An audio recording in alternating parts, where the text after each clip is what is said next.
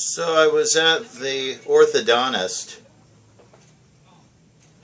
and I was there when this person was training. So they were an amateur orthodontist, and they called me to the back room after they called my name. But all the rooms were full. So that's okay. So I go back to the exciting waiting room to be called back a second time. But this time, they forget to close my door. So I have no privacy at all, but I'm able to hear all the other people in their own private appointments because their doors are open as well. So I'm very grateful that they did this,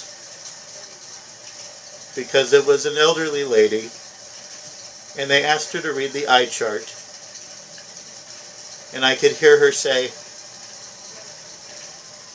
F, U, that's as far as I could go.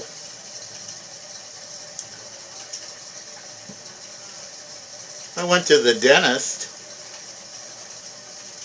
and it's the cavity fills, the root canals, none of that bothers me. I hate having to listen to Christopher Cross music in the waiting room. That's what really gets my goat. The dentist asks me, so have there been any problems since your last visit? I tell him yes. It's called sailing. Fix it. You have to admit, though, that he does have the best agent. Chris, you had a hit album, and that's it. How about if we pipe your music in every single dentist's office for the rest of eternity? Signed right here. You'd think that if he was going to do that, that at least he can have it relate to the situation at hand. Like, when food gets stuck between your gums because you're not flossing.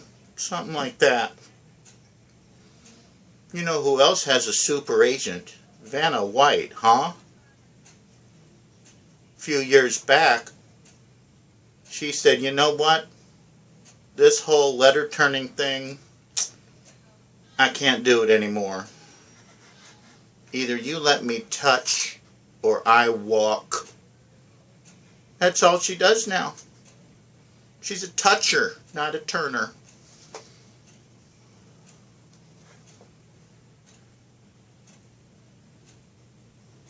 So something I was thinking about, since apparently I have 2 more minutes, is that I dread turning 105.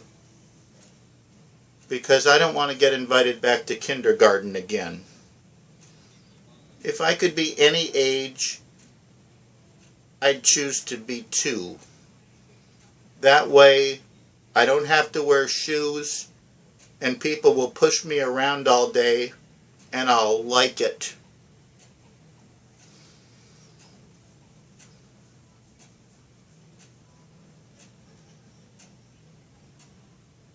Something else that bothers me is fish sticks. I want to know who invented them and why. You take something out of the ocean, you bread it, you slice it up and make it look like something that came out of a tree, you freeze it, you heat it up, and you feed it to small children with ketchup. Can you imagine how that conversation goes down below?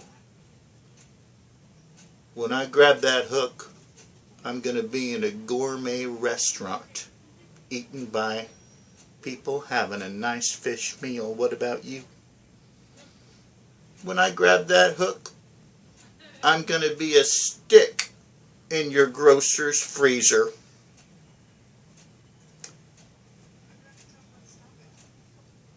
I'm Michael Chapman, and I attempted to be a comedian. Thank you. Yay, 5